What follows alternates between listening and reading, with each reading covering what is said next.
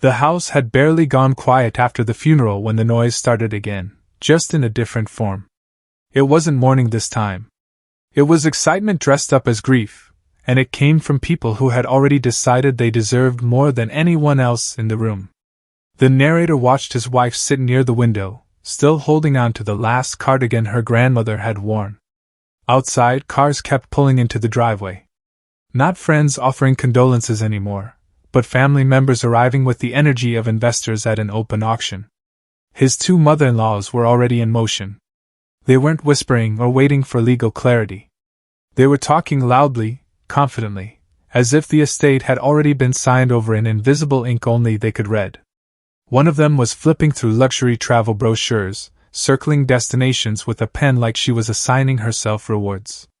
The other was already calculating how many rooms she could remodel in a house she didn't legally own yet, speaking about interior designers and sports cars as if probate was just a minor formality. Honestly, one of them said with a satisfied smile, Grandma didn't exactly need all that land anyway. The narrator exchanged a glance with his wife, who said nothing. That silence carried more weight than any argument could. What made it worse was how casually they spoke about it, like inheritance was a buffet and they had already picked their plates. They even began dividing imaginary assets between themselves, laughing about who would take which property, which antiques, which accounts. No court had ruled.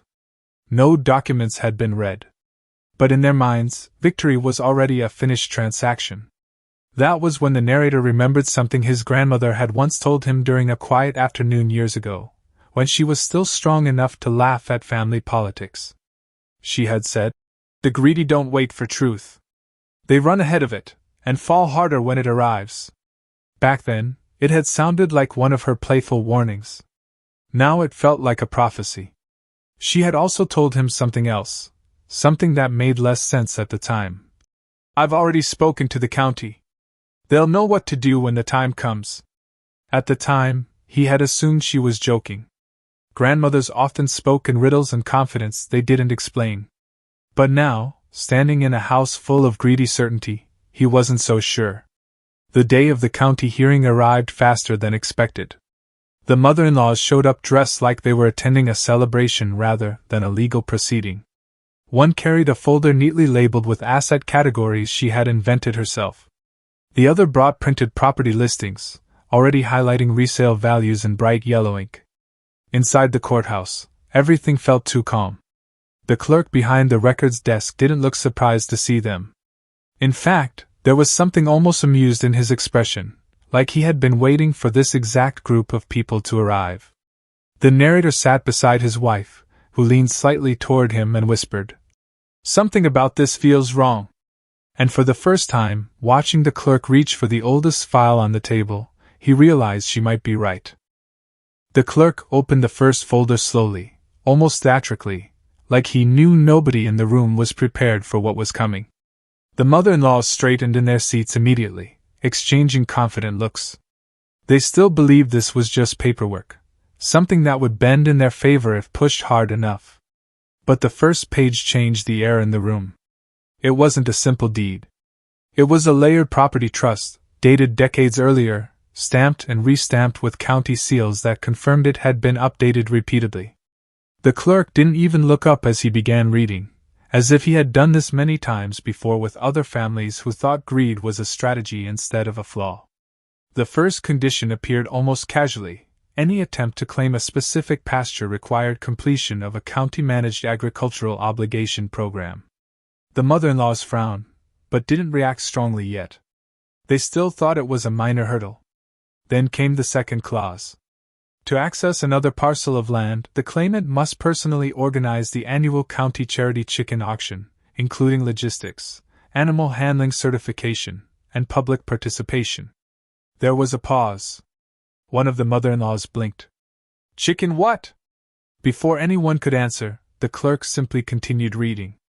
Within hours, because apparently the legal language had already been triggered by their filing, things escalated fast. The county, following Grandma's instructions, had already scheduled compliance enforcement. That was how they ended up outside in a dusty field, surrounded by confused volunteers, holding chickens that refused to cooperate with anyone's dignity. The mother-in-laws, who had spent the morning talking about luxury cars and vacation villas, were now being chased in circles by birds that seemed personally offended by their presence. Somehow, the auction still happened. Barely. Locals gathered, laughing openly. Someone started filming.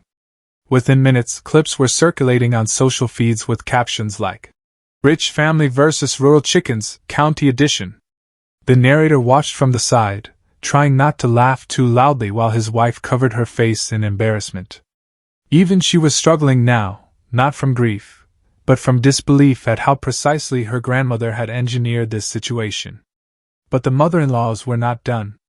Even humiliated, they were determined. Greed has a strange resilience.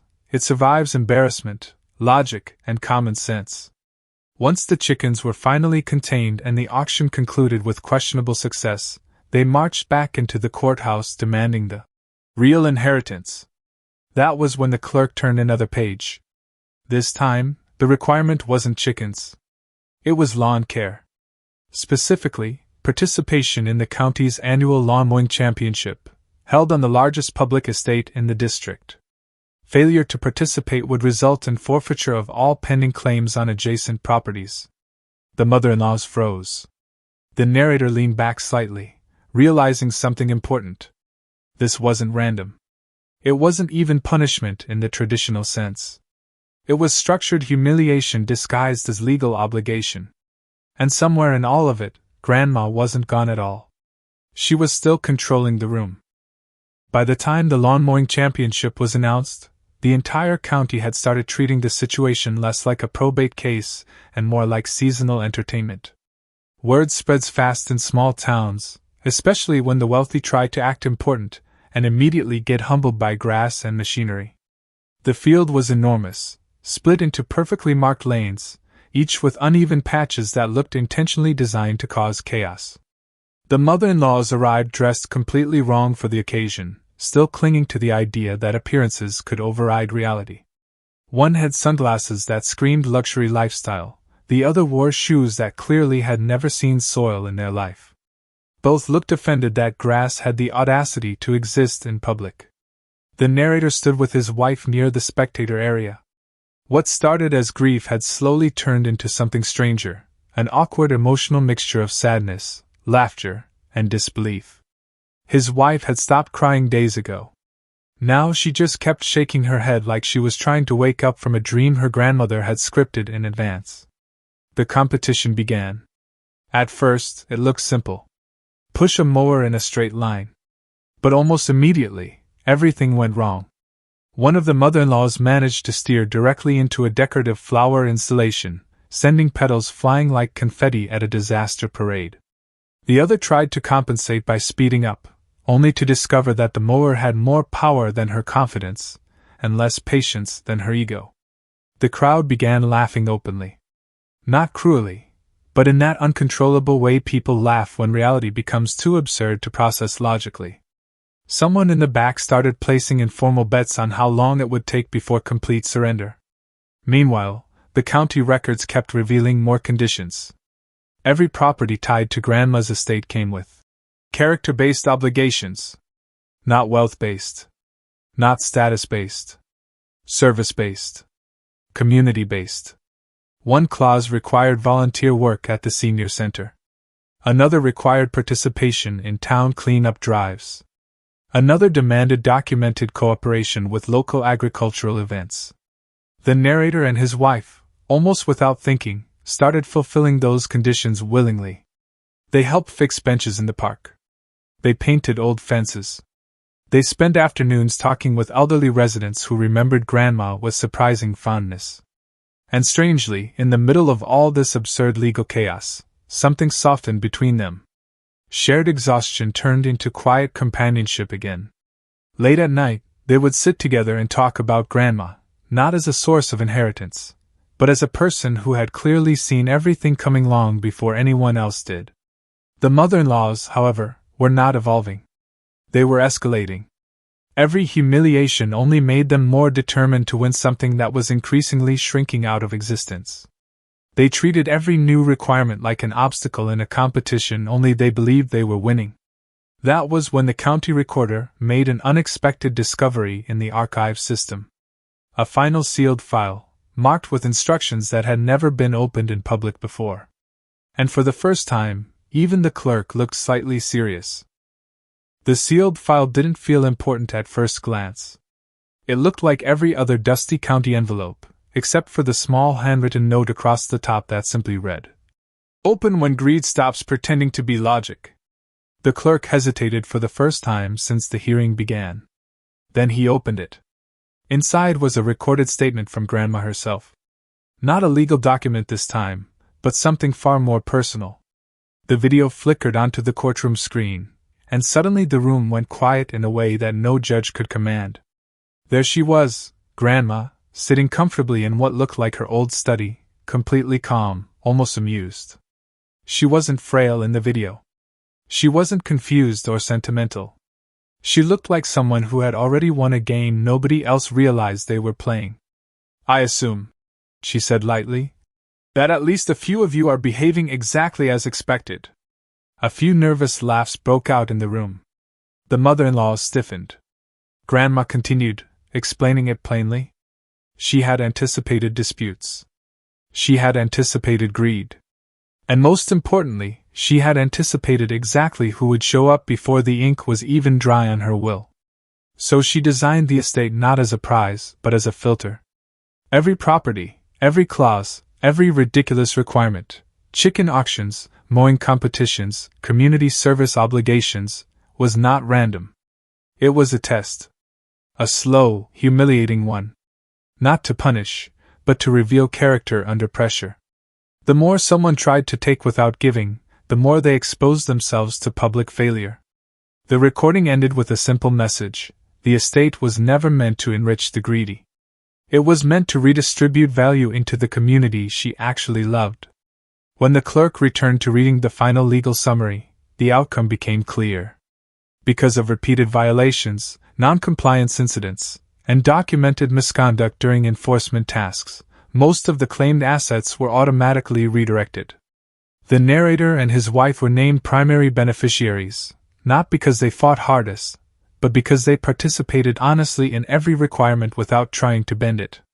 Portions of the estate were allocated directly to county charities, local schools, and public restoration projects Grandma had supported for years. The mother-in-law sat in stunned silence as the reality settled in. The fortune they had been mentally spending for days had evaporated into public good and legal consequence. All their schemes, arguments, and confidence had collapsed into paperwork they couldn't argue with anymore. Outside the courthouse, the town didn't celebrate loudly. It didn't need to. The satisfaction was quieter than that. It was in the repaired benches, the clean parks, the renewed buildings, and the small sense that fairness had been enforced without needing cruelty. Just patience and perfect planning. The narrator looked at his wife as they walked out together. For the first time since the funeral, she was smiling properly again. Not because of money, but because she finally understood something about her grandmother that had been hidden in plain sight. Grandma hadn't left behind an inheritance battle. She had left behind a lesson that greed always volunteers itself for humiliation. And somewhere in the distance, the mother-in-laws were still arguing with a county officer about a final tiny parcel of land they thought they deserved. The officer pointed at the document and said, completely calm, "That one? It's zoned exclusively for future county chicken auctions." And for once, even the narrator couldn't stop himself from laughing.